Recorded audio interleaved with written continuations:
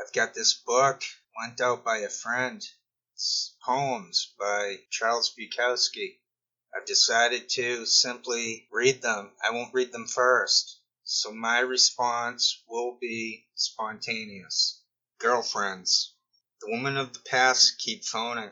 There was another yesterday, arrived from out of state. She wanted to see me. I told her no. I don't want to see them. I won't see them. It would be awkward, gruesome, and useless. I know some people who can watch the same movie more than once. Not me. Once I know the plot, once I know the ending, whether it's happy or unhappy, or just plain dumb, then, for me, that movie is finished forever. And that's why I refuse to let any of my old movies play over and over again for many years. The niceties. I took my wife and mother-in-law to dinner. Everything was alright until my mother-in-law asked for dessert. I called the waiter over and he brought her the dessert. For the moment everything was fine, but as he stood there, my mother-in-law looked up at him and mentioned that there was a different name for that same dessert back east. They called it something different in Pennsylvania. Oh, said the waiter, are you from Pennsylvania? That made my mother-in-law smile. Yes, she said, are you? The waiter said no, that he was from Michigan. My wife then said something about Kalamazoo. The waiter replied that he had a sister in Kalamazoo. Oh, do you go back there for the holidays? My mother-in-law asked. The waiter said no, he'd gone to Las Vegas instead. Then my wife asked him if he had won any money in Las Vegas. And the waiter said, well, actually I did. Oh, that's fine, said my mother-in-law. Then somehow the conversation got turned back to Michigan, to one of the other cities in Michigan, and the waiter said he had gone to college there.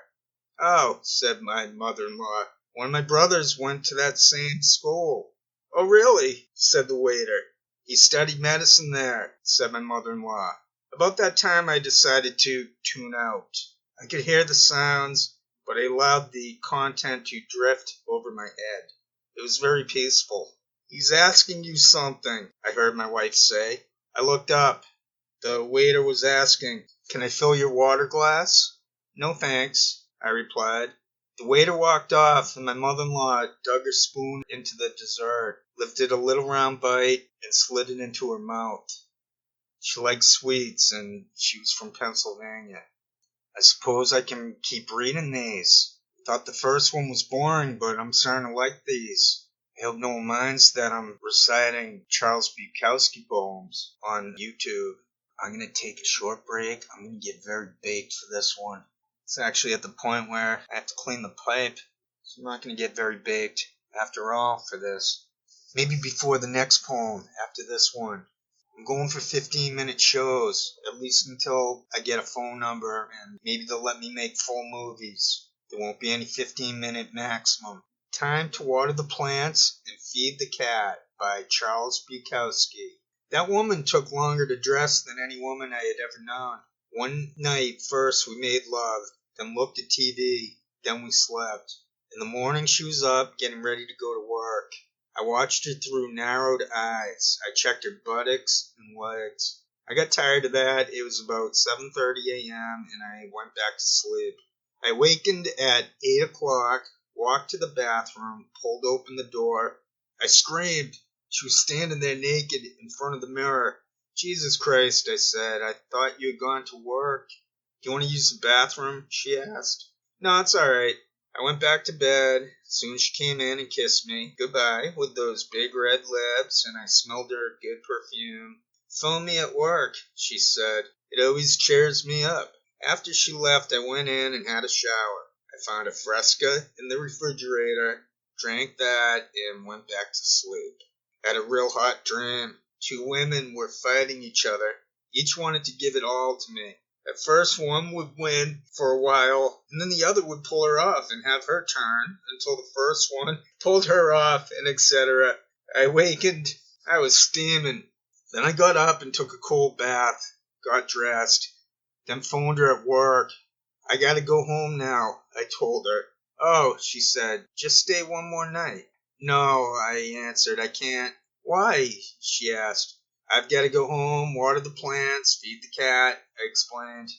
Do that and come back. We'll have dinner out. I know a great place, she said, and it's on me. I've got to go home, I said. I've got to rest. But, she said, you rest all the time. You're always in bed. How about this weekend? I asked. Suppose I see you this weekend. It's already Thursday. Well, all right, bad boy, she answered. This weekend, then. I got into my Vogues and drove away from there. A man in his late 50s has to pace himself, and some women expect love to be inexhaustible. All right, I'm going to clean that pipe, take a toke or two, and see what else I can. I'm going to read more of these. I hope it's going to be a nice video and people enjoy this. Thanks for your patience. I'm Flattered by Charles Bukowski. The phone rang at 7 a.m. I was in the kitchen.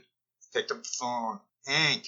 Yes. How are you doing? Fine. I was just feeding the cats. I'm calling you because someone just phoned me and said Hank died last night. Then they hung up. I'm alright. I'm feeding the cats. When I heard that, I almost cried. I was so shocked. I'm Flattered. I'm calling from New York, she said. When I get back, I'd like to come see you. I'll bring my new boyfriend. Sure, be glad to see you. That was the end of the conversation. I hung up. All 5 cats were now looking at me, 10 eyes. There's a 6th cat upstairs. She ate upstairs because the other cats terrorized her. I spooned the cat food into the 5 dishes and placed them on the floor. They went for it. Every 2 or 3 years, somebody tells somebody else that I have died, and I then must tell that somebody else, no, I'm just fine. That's as bad as some woman named Helen told everybody that she'd been married to me for several years and hated every minute of it. What about the time somebody who called himself Hank Chinaski went up and down the aisles at a poetry reading, shaking people's hands? I take the 6th bowl of food upstairs to the cat the other cats terrorize, and I set it down and she goes for it. Then I go back to bed with my real wife, who's still asleep. And I wonder why that person had phoned this other person to tell them that I was dead. It didn't anger me, I just wondered. I was on the minds of a lot of people. It was my own fault for being such an easy writer to read. Sometimes it seems that only the disabled and insane like to read my books. The ones who can't quite grasp Chaucer. The 6th cat finishes its meal, jumps up on the bed, settles against my left flank, and begins to lick, lick, lick, lick, lick. Head bobbin, bobbin, bobbin. The beginning of another perfect day. Okay, looks like we have time for 1, probably 2 more, maybe 3 more, 3 or 4 more. I don't know, we'll see. Neither Shakespeare nor Mickey Spillane by Charles Bukowski. Turn back the years. Look, you're back at the beginning again, living on a candy bar a day in the cheapest room in town, trying to be a writer. Not a great writer, but somebody who gets checks for what he writes and lives on those checks. Doesn't need an automobile or a girlfriend, and needn't go to work each day. Just be a writer, pumping it out day after day, day and night. Words hot on the paper, at 2.5 cents a word, 5 cents a word. Anything at all would be enough. Writing stories for the pulp magazines, stories for the sex mags, great escapades of a fantastic fucker, and at the same time sending out your serious stuff to Poetry, a magazine of verse. The candy bar was the bread and your blood was the wine, and the long-legged, long-haired girls were chased away so you could get the word down for the pulps, for the sex rags, for the Atlantic Monthly and Harper's and Esquire and the New Yorker, those cold fuckers who kept sending it all back while printing only clever, careful crap. Young, young, young, only wanting the word, going mad in the streets and in the bars, brutal fights, broken glass, crazy women screaming in your cheap room. You a familiar guest at the Drunk Tank, North Avenue 21, Lincoln Heights. Sifting through the madness for the word, the line, the way, hoping for a check from somewhere, dreaming of a letter from a great editor. Chinaski, you don't know how long we've been waiting for you. No chance at all. Finally came down to less words after years of 5 short stories and 20 poems a week. It came down to less words and more wine and more crazy women and more broken glass and screaming, vengeful landlords and, of course, finally the police. You, young, taller, stronger in the mountains in your mind, stinking drunk, screaming, "Screw you guys, I'm a genius!" Handcuffs snapped on and back, always too tight, still cutting into the wrist, the sharp, brutal pain. Shut up, buddy, or I'll shut you up. Turn back the years, and there you are, 36 years ago, and a greater, more interesting time was never to be had. You had a faith then that is missing now. But the hardest thing, the current woman slobbering, drunk, hair in face, crying, "Let her go, fellows. She didn't do anything. You don't want her. She was just along for the ride." "God damn you, shut up," from the cop, shoving you through the door, down the stairway fast, where it took all your effort not to fall headlong, which was what he wanted. Hands cuffed behind you, you would be unable to break the fall. You broke into a song then, "My heart is a hobo," and you heard the angry cop curse in the dark as you were led away. All you wanted was 2.5 or 5 cents a word. Son of a bitch, you ache so hard to be a writer of any kind. Why didn't they understand? Show Business by Charles Bukowski. Smoke a little bit after each poem, I admit it. Show Business by Charles Bukowski. Marty, listen to me. All the stars are going to be there. I know there's no money in it for you, but it's good public relations. The public loves these AIDS benefits, Marty. It lets them know you got heart. It lets them know you got soul. Ask any PR man. Dave. All got their clients doing it. Look at Sammy D. He's your buddy. You think he gives a fuck? If somebody dies of AIDS, he knows the payoff will come later when he's doing his next big gig. Get with it, Marty. Everybody's doing it. Watch out or the public is going to ask, how come Marty Mellon ain't appearing at no AIDS benefits? That's death, Marty, for you. Got it? Huh? Atta baby. You just about scared the shit out of me. Now, the next one is set for June 20th. I'll put you down for that. Every asshole in town is going to be there.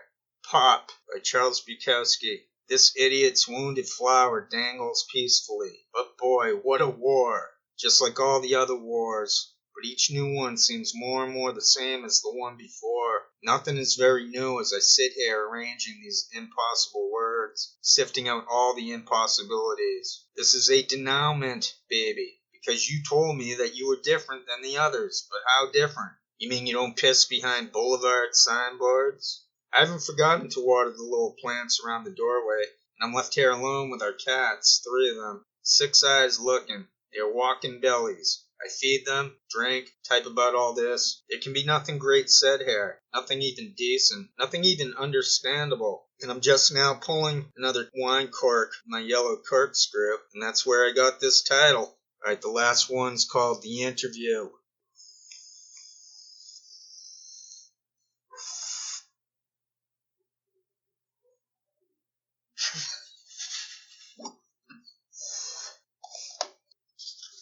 Okay, last one. The Interview. I read it all. The poet went on and on, talking about the value of workshops.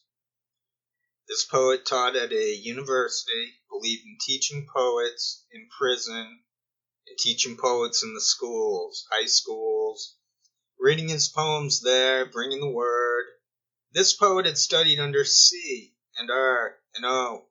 Yes, this poet always carried a notebook to capture impressions at odd moments, else they would be forgotten. Yes, this poet revised his stuff many times, as much as 6 revisions per poem. This poet had been awarded grants and prizes. During dry periods, this poet hiked or rode his bicycle. The masses, said this poet, were hungry for poetry. The reason the books didn't sell was not that poetry itself was insufficient, but that the masses were sadly unaware of it. It was our duty to awaken the people, he said. It was our responsibility, etc. I dropped the magazine to the floor, got up, walked to the bathroom, and had one of my best bowel movements in several years.